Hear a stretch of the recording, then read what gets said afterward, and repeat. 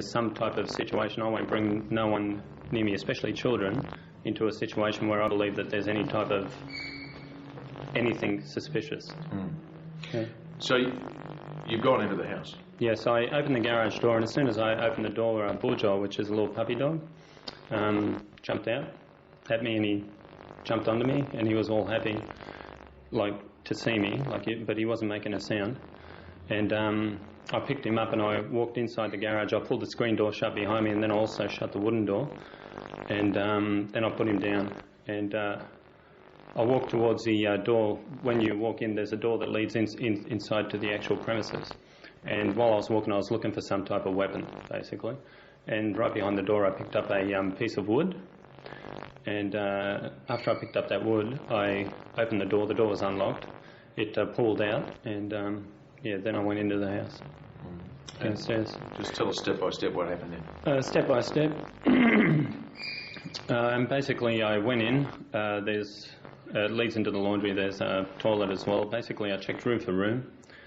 I had the dog with me. I made sure I cleared one area before I went to the next. Then the dog ran upstairs, and I went to I followed the dog to the top of the stairs, and when I got to the top of the stairs, I noticed two bloodstains, basically. A lot of blood? It looked like a trail of blood coming from two different rooms. Yeah. What did you think when you saw that? Basically, I didn't think. I just ran straight for Nim's room, which was straight ahead. And I walked in the room and I looked around, and I couldn't see nothing as soon as I walked in. Then I checked around the room, and when I checked around the room and turned around, the dog was sniffing a pile of blood, which was on the floor, which was covered. So covered by one of the cupboards were open, and then I... Was the room in disarray, or...?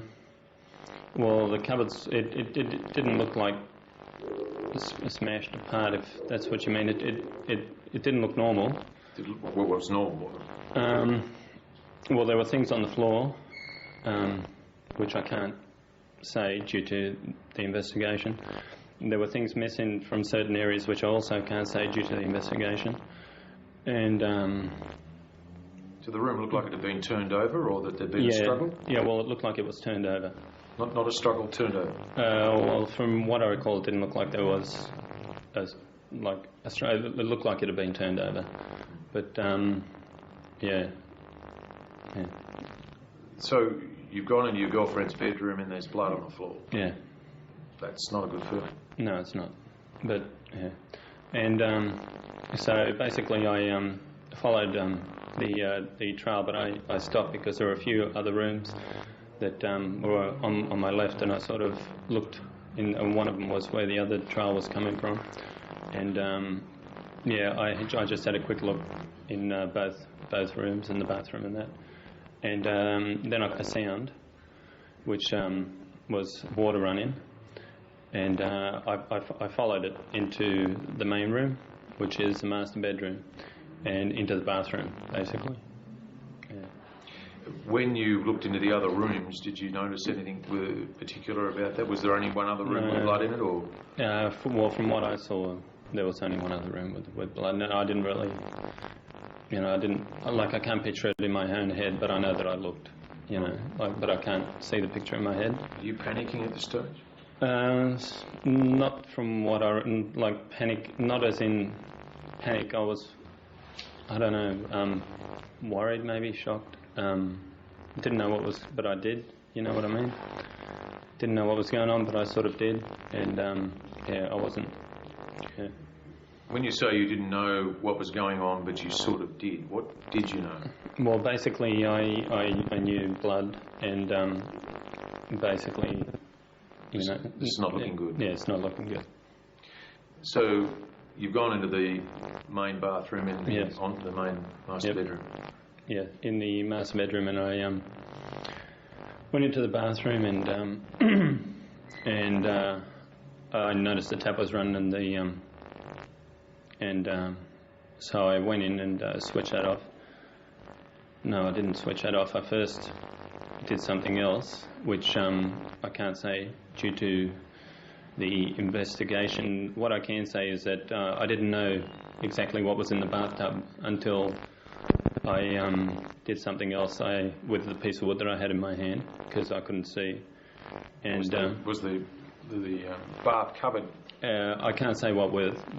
But it was covered, so... Yeah, and you couldn't see. So basically, I put the piece of wood in and tried to lift what was there, and when I did that, hand popped out. So what I did then is I threw the piece of wood to the floor and just took everything off the top, and yeah, that's when I found what I did. So. And what did you find? Well, what I could see is I could see Nim, and I could see the hand and the leg, and which was City's, but I couldn't actually see City because she was underneath her. And Kunal was against the jet on the other side, but I couldn't see his face, just his leg and part of his thigh. Yeah, and the jet was still going. Did you know that they were dead at that point? Yeah. Were their injuries severe? What I could see is I could see something on Nim when I when I just sat there. I noticed that there was something on her chest, and I wasn't sure what it was. I thought it was a gunshot wound at first. So, but that's all I noticed. There was stuff in the water as well, which looked like dried up blood, like fluids and stuff. And there was blood against the bathtub as well. So, yeah. This is the girl you loved? Yep. Most of us could not imagine how one would feel to make such a discovery. Yeah. Well, devastated. What was going through your mind? To tell you the truth, I can't remember exactly what was going through my mind. I know I was in shock. Upset, angry, yeah, sad. Crying? Yeah, I was crying. What did you do then?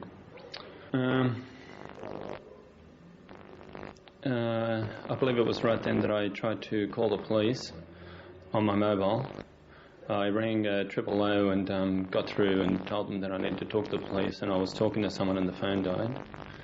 And so then I rang again from my mobile, and I was talking to someone again, and then the phone died again. It wasn't my mobile, it was the connection. So I grabbed the landline. They've got a phone upstairs, and I dialed 000 on that, and I was talking to an operator that put me through to the police.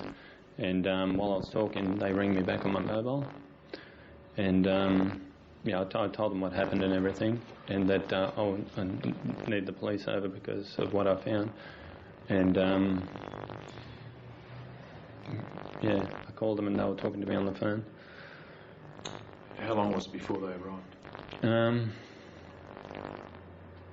I really don't know, to tell the truth. I don't know, but I don't believe that it was long. I don't believe it was long. What did you do between the time you called the police and they arrived? Yeah, between the time I called the police, I was on the phone with the police officer. I know I had the dog with me, and I brought him outside and gave him to my son and the kids in the car. And then I went back into the house. It felt like I went in 4 or 5 times, but apparently I only went in twice. And your kids must have known there was something wrong. Not straight away. My eldest son was a bit like he was a bit worried. I could tell, but I told him to stay in the car. And yeah, but they were all staying in the car, and they had the dog. So. What happened when the police arrived? When the police arrived, I was outside with the children and my mother and father. When the 2 police officers arrived, they asked me to go in with them and show them. And my father came with me, so the 2 police, there was a police, I think they were both policewomen actually, came in and they walked in front. And I took them upstairs. I waited down on the landing of the stairs, and they went upstairs with my father to the bathroom. And yeah, then they came out and everybody else started coming. How did the police treat you? When I was outside, when they were all coming, I had I believe it was a male officer questioning me. He was just taking down notes of everything, and I was telling him what had happened and what I saw and everything else. And I was out there for a while. Then eventually, two detectives wanted to take me to Petrie to question me. My children didn't want me to go because they wanted me there, because by this stage my son knew. And but I told him that it's better that I go and talk to them, straight away, so they can start doing, what they have to do. And it all started off pretty good. And they asked the typical questions, and then it just got to the point where they were asking me who I killed first and how I killed them, who I put in the bathtub first, and all that type of stuff. And I explained to them that I understood they have to ask those questions. And but during the 11 hours of interview, the questions just kept coming, and the reasons for my doing it kept changing from I did it to free them, I did it to help them, whatever the reasons were, but the questions were still the same. Why'd you do it? Who'd you kill first? Who'd you put in the bathtub first? And a whole heap of other stuff like that. But basically I understood the do. I understood that naturally they have to look in every avenue, but I also explained to them that questions like that you usually only ask a few times. And yeah. You were clearly a suspect from that moment.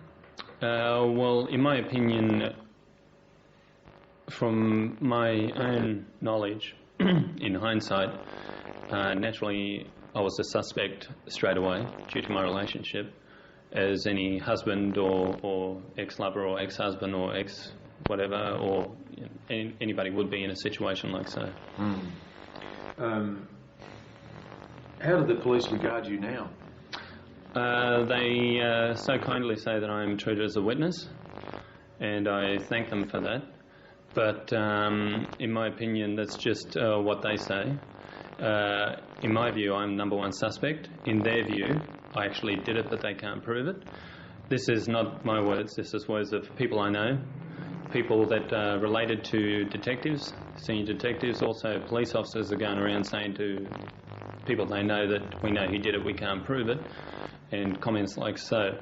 So they're telling your friends that you did it? Yeah. Well, they're also telling people that they don't know my friends. Like a recent incident where a policeman went to have a statement signed by someone regarding an incident way back, and this person brought up the comment about the situation at Bridgeman Downs and asked if the police had any idea, who did it. And this police detective actually said, "Oh, well, we know it's the boyfriend, but we can't prove it." And this friend of mine said, "Well, the papers say this, say that, but, how come they haven't arrested him?" And his comments were, well, if he's capable of burning down a police station, it shows that he's capable of doing something like so. Was that detective involved in the investigation? Well, he was in a different capacity. I'm not sure if he was involved in the investigation, but... Yeah. So the words got around through the police force that you're it? Not only the police force, also, I know some people that know some solicitors, and apparently all over, courts and that I met. How does that make you feel? Public enemy number one. Makes me feel really bad thinking people that know me, but people that don't, all right, they can have an opinion. That's fine. And they can voice their opinion. That's fine by me too. But if a policeman goes up to a civilian and says, this is what I believe, it's totally different. A policeman can have an opinion if he keeps it to himself, but when he starts talking to civilians about his opinion, that's totally different because the person believes the policeman. So it makes me feel like, everybody looks at me to say, oh, who's next? Oh, I can't go near him, just in case, stuff like that. Are people treating you differently now? Some people, yes. Some people, actually. There was one situation where a friend of mine wouldn't even let me in the front gate. And I explained that that was fine, and I understood, and I tried to walk away on numerous occasions. It was about 4 or 5 times, and this friend kept on calling me back. And I said, look, I understand fully, And I left it at that, and I jumped in my vehicle and drove away. There are certain friends of mine that I don't contact at all because I'm in fear that if I contact them, they're going to get harassed by the police, for questions. Police have gone back 13 years you know, like from my past, people I know and everything. And is this not them being thorough? yes, this is them being thorough, and which is fine. But when they, I had a friend of mine which I questioned, and this friend of mine gave a statement, and they recalled my friend in to clarify her statement, and they did say clarify. They took her in and they showed her some pictures, some personal pictures of mine and Nilma's, and asked her if she thought that Nilma and I were having an affair while I was, you know, friends with this woman, and then asked her to redo her statement from scratch. Now, I don't know what the purpose of that was, and she didn't know the purpose of that either. But were these sexually explicit photos? Yes, they were. You mentioned that one police officer said, well, if he's capable of committing arson, he's capable of murder. Yeah. It is a fact that you have form. Yes, I do. I've got a, yes, I've got form, criminal history, yes. That you've been convicted of arson? Yes, arson, attempted arson, unlawful use, willful damage, break and enter, and, yeah. Do you understand why, therefore, you might be in the frame? To a point I do, but none of these crimes were, there was no violence involved at all, and basically... Did you try and set fire to a police station? I was with a group of people that did. The police station was empty, and... You sure of that? Yes, 100% sure. And the friends were endeavouring to break into the police station to steal a weapon from a police safe? Yes, this was on one occasion. Only one person actually, that was the Ashgrove police station you're talking about. One person had a weapon removed from his vehicle, and he wanted to get that weapon back, basically, which was a rifle. Most people would regard all those things that you've listed as fairly serious offences, and yes, offences of a violent and aggressive nature. Well, in a way, I gather they are. But by violence and aggression, I'm talking towards people. And, you know, property, I know that that's a serious crime. And I've made bad choices in my life. I'm not going to say mistakes, because, you know, when a mistake is something that you don't know you're doing, but a choice is something you know. So basically, it's a bad choice. And I made a lot of bad choices in my life. How long ago were those things? 1990. So it's 13 years ago. Have you been in trouble since? Yes, in 1997 I breached my parole, and I was basically convicted and sent to jail again for 2.5 years with a 3-month bottom. You've served, what, 7 of your 33 years in jail? Yeah, roughly 7 years in jail. Were they a fair cop? Did you deserve it? Oh, yes. Yes, I did. I deserved it. They weren't things that were taken out of context, or they got the wrong person? Or... Oh, no, they got the right person. You know. So, yeah. You're not in denial about it? Oh, no, not in denial at all. Okay. It was true that you were having a sexual relationship with Nilma. Yes, it is. And in fact, you had seen her 6 days out of the previous 7 before the murder. So you were certainly, outside of her own family, you were the closest person to her. Yes. I was actually closer than her own family on numerous occasions, yes. Did you kill Neela because she wouldn't marry you? No. And the other 2 because they were witnesses? No. The engagement you had, the secret engagement, was broken off though, wasn't it? That was broken off a long time ago, actually, due to the father's disapproval. And the fact that Nilma wanted to keep her family happy, basically, and together. And, yeah, it was called off. You'd been seeing Nilma in secret? Yes. Why was that? Due to the fact that her father didn't want us to see each other. And at one stage, her mother was, well, on more than one occasion, her mother didn't want us to see each other either, due to the fact that her father didn't want us to be together. So... You had got on particularly well with Nilma's mother, surely. Yes, I was like a son to her, and she was. So why did she turn on you? Well, it was due to, well, VJ didn't like the fact that I was seeing his daughter, and he didn't like the fact that the family was covering for us. So basically, when he found out, it was sort of like, you know, he can't see her. So that's what happened. Basically, we weren't allowed to see each other by, like, Shirley didn't want us to see each other, VJ didn't want us to see each other, so we were sneaking around, seeing each other, like, sneaking around. Why didn't VJ want you to see his daughter? Yes, many reasons. Well, I'm a criminal, I'm divorced, I've got children, I'm Italian, I'm Catholic, and There's lots of reasons. basically they're the reasons. And my reply to that is that I loved his daughter, she loved me, we wanted to get married. Out of respect, I went and asked him, and basically his answer was no, and he put it quite bluntly. What did he say? Basically, he told me he was going to chop my head off, her head off, and it'll never happen, and all that type of stuff. He said what? Well, he said a number of threatening things. Tell us about it. Well, it was just anger, basically. Basically, chop my head off, chop her head off, and then, like, I was quite fine with all that until he started to threaten my children. That's what I told him, you know, that enough's enough. He threatened your children? Yeah, well, it was anger. It wasn't an actual threat. It was anger, you know, and I realised that. That's why I didn't say nothing at the time until the children came to picture. And that was back in, I believe, March, April 2002. Was VJ a violent man? Yes. How do you know that? Well, an article in the paper just recently came out, explained about an incident that he had, and also from living next door and from knowing the family and from actually experiencing violence myself, yes. Not from him, but seeing it with my own eyes and hearing it. What did you see with your own eyes, and what did you hear?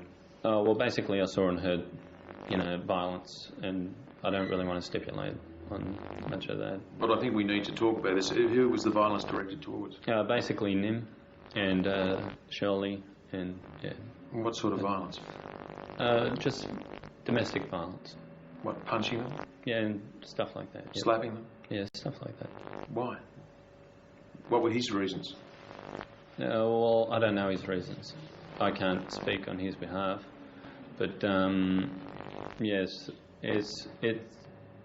I can't speak on his behalf. It's not my place to. Did, in fact, one of the children actually write a letter which is published in the paper suggesting or accusing him of sexually interfering with his children? You're talking about a letter that Nilma wrote? That was actually an email that was sent to me and hacked off a PC which I have and sent to Nilma's father, which was in February this year, I believe, that happened. And so it was hacked off your computer? Yes. By who? Hacker. The same person that, in our belief, is the same person that removed explicit photos from Nim's laptop at her house. And do you know who this person is? Well, we have an email address, but that's about all. We tried to trace it, not only myself, but Nim's sister, Sonia, tried to trace it as well due to the fact that she works for a computer company as well and she knows programmers with no luck. Basically, it comes up as a different country. Could this person be a suspect? In my opinion, I'm not sure. But do the police know about this? Yes, the police know. I've informed the police. I've informed them of the email address of this person and everything else. But did Neilma, in this email, accuse her father of sexually assaulting her? No, she didn't accuse her father of sexually assaulting her in this email. She basically, in this email, stated that she wanted her father bashed to the point of being unrecognisable. Also wanted him hurt very bad in the genitalia area. Also mentioned the fact that he threatened her over the phone and things like that. Why did he threaten her? It was the reason that Shelley and Nilma went to Fiji due to a private incident that happened between VJ and Shelley, and they went to look after a problem overseas. Once again, not my place to explain, but they were over there to fix the situation. He wasn't too happy about that. So, yeah. But what we do need to know what sort of threat he made to Nilma. Oh, well, in the email it stated that she spoke to him and he blew her up and said that when she comes back he was going to cut her to pieces. And I believe that part of that email has actually been published in one of the papers already. So, did Nilma or any of the other children ever tell you that VJ had sexually interfered with them? Yes, straight out, yes. And who had he interfered with? Well, basically, yeah, the youngest, and yeah, the youngest. Do you have any evidence to suggest that that allegation is true? No. But you would believe Nilma? I'd actually believe City as well. Yeah. So relationships within this family were, well, not good. No. A lot of families have their problems, but let's stipulate that as well. But yeah. How would you describe Nilma's relationship with her dad? Well, from what Nilma has told me, she didn't like her dad at all, and but due to the fact that her mother loved her father, she wanted to do whatever she could to keep him happy, basically, and keep him with the mother. Including having him bashed? Yeah, including having him bashed. Is that not a contradiction? Yes, but that was prior to the second. They having him bashed, the email was sent in October, so, yeah, 2002. Was she fearful of him? Yes, very. Were you? No. Why not? He threatened to chop your head off. They're just words. But if, as you say, he's assaulted members of his family, he's clearly... They're women and children. They're not men. Now, who do you think killed these three young kids? Once again, I have many theories like everybody else, but I'm not one to say... I don't know. And I can't point the finger anywhere. I've been asked by the police who I thought, and they've given me names, and once again I can't say yes or no because it's not my point. It's not my place to say yes, this person did it, yes, that person, and it's not my place to say I think. Don't you think that VJ did it? Well, I can think, but it's not my place to say. He wasn't in the country at the time, was he? No, he wasn't. He was actually overseas. Fiji. Do you think he's the sort of person who would be capable of organising the murder of his own children? Anybody's capable of organising anything, but as I've said to the police, being a father myself, all right, I can't picture ever even, thinking such a thing, but that's me. I'm a different person. I don't even smack my children, so... But that's me. Is it possible that Nilma was the target of this murder and the other two were unfortunate witnesses? Once again, I don't know exactly what happened. What I do know is that, it shouldn't have happened, basically. It shouldn't have happened. Why? Because it shouldn't have happened.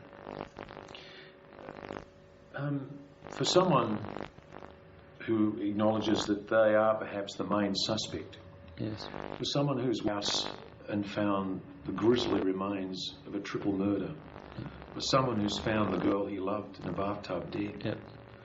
For someone who's been accused of their murder. I haven't actually been accused, but yes, I understand. You sound very considered.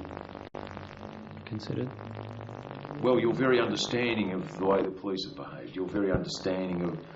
I'm understanding to a point. You don't want to point the finger at anybody. Yes, it's not my place. Like, I'd love to be able to to say, yes, I really believe this person did it, but who am I to do that? It's the same as if I come up to you and say to you, I really believe that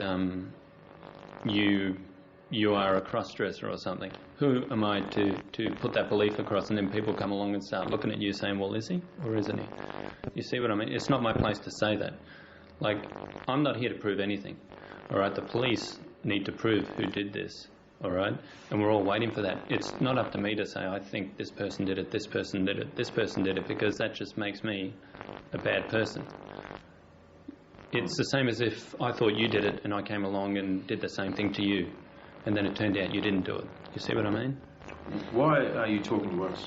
Why are you doing this interview? Oh, basically I'm doing it for the 3 kids, all right, to let everything out in the open. While they were alive, they couldn't let anything out, all right? And I've done it for them, and I've done it for my family, and I'm doing it for my children as well, my friends.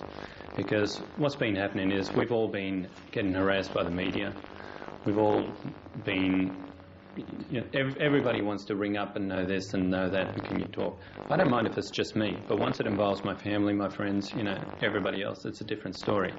Because it's me, why harass them? If I come forward, say everything, no one, what do they want then? There's nothing for them to find out anymore. There's some things, though, you've been coy about in relation to matters that you think that, have the police asked you not to repeat? No, the police haven't asked me. Basically, they've said to me it's my choice. And the reason I make this choice is for the 3 children, all right? It's the investigation. It's for them, all right? Like, it's not... So you choose not to tell us about certain details in that bathroom? Well, these certain details and certain things I saw and certain things I know. There's only 3 people that know, all right? It's personal persons that did it, myself and the police, no one else, all right? And there are a few things that I'm not going to say because that would... Someone will slip up, all right? And when they slip up and something comes to light, all right, the police will know that there's only one place where that could have come from. And that's when everything will fall into place. How do you think Neilma and her brother and sister would benefit from you doing this interview? Well, they wouldn't benefit at all. No, but their memory. Well, their memory... You're doing it for them. Yeah. Well, basically, finally, everything's coming out.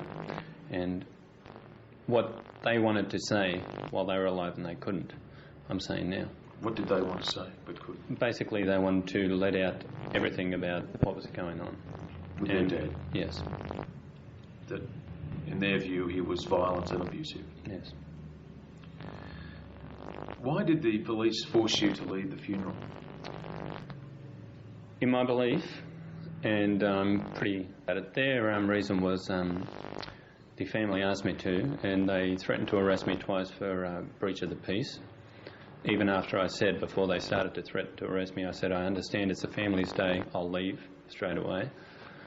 And I was leaving, and I wanted to go around the back away from where the family was coming, because the family was coming, and I wanted to go around the back to my vehicle, but they made me walk past the cameras. All right. And the fact that there were so many of them walking me past, even after I said I'm leaving, brings my theory up front, which is there was an unmarked police vehicle parked across the road further down when I left the house. The vehicle followed me there. All right. It was actually a utility.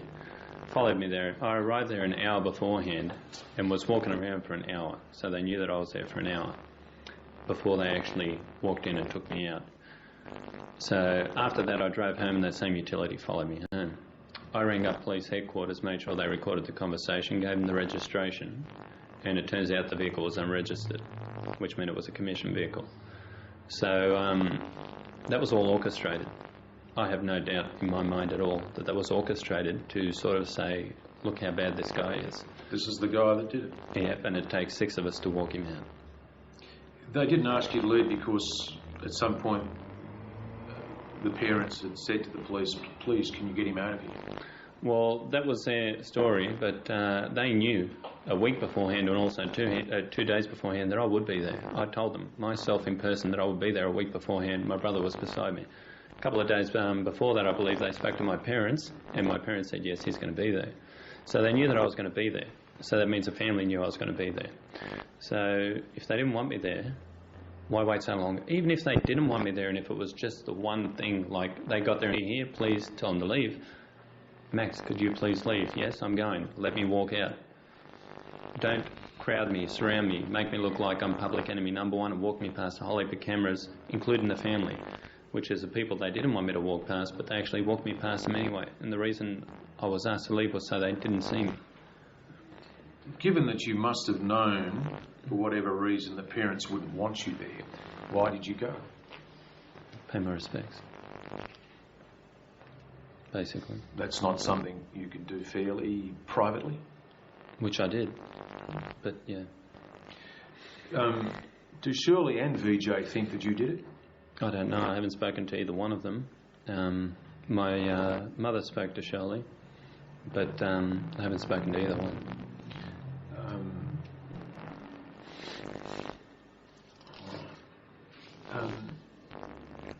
What have been the consequences of all this for you? Consequences for me. Let's not look at me first. Let's look at my family. My family, basically, they're getting hounded by the media. They can't sleep. They're worried about me. They're worried about the police.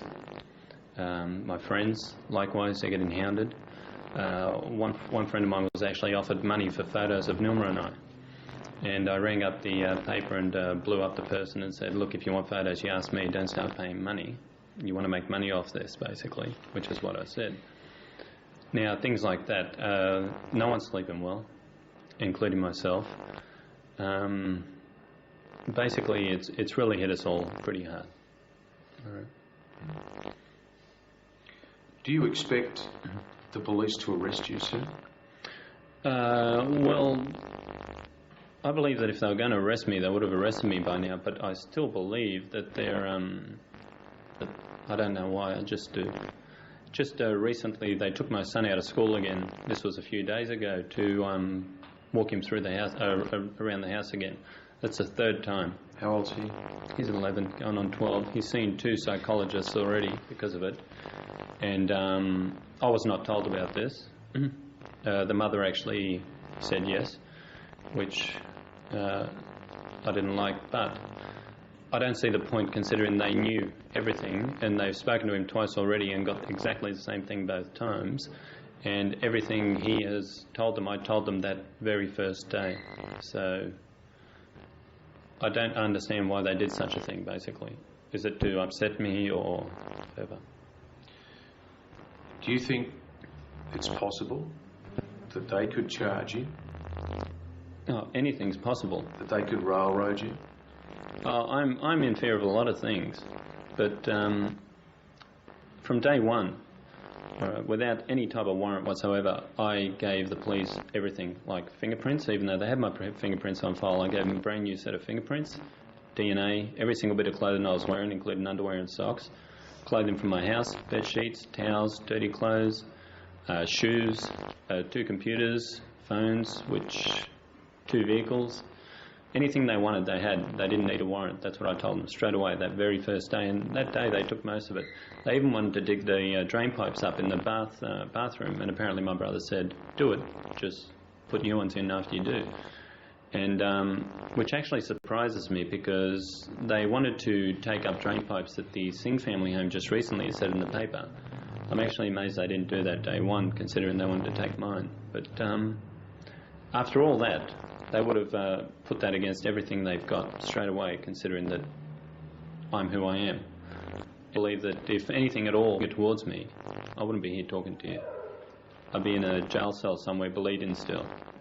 All right. Do you think that they have any evidence against you? There is no evidence at all for them to have against me, so I know they have none. But what I'm worried about is that, I just worry. I'm in fear, that's all. For those in the audience who may be wondering, am I looking into the eyes of a killer, a cold-blooded killer, what would you say to them? I'd say people that know me know,